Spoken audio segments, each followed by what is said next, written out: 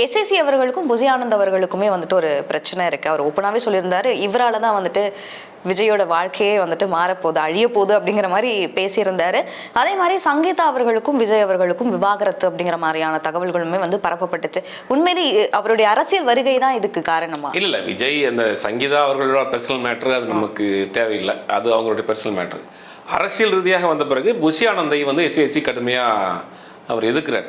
அவரே சொல்றாரு, அவனே படுத்துக்கிறான், ஃபோட்டோ எடுத்துட்டு சோசியல் மீடியாவில் கொடுத்து போட சொல்கிறான், இதெல்லாம் என்ன மாதிரி அரசியல்னு நான் சொல்கிறேன். இப்போ எஸ்ஏசி சொல்கிறார்.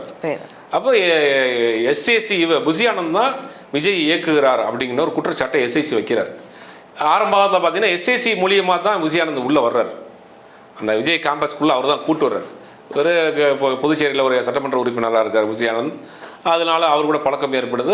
அங்கேருந்து சரி அரசியல் தெரிஞ்ச ஒருத்தர் மன்றத்தை பார்த்துக்கிறது கரெக்டாக இருக்கும்னு இவர் தான் கூட்டு வர்றாரு. கூட்டு வந்தோடனே இவர் கை மீறி இங்கே போயிடுறாரு.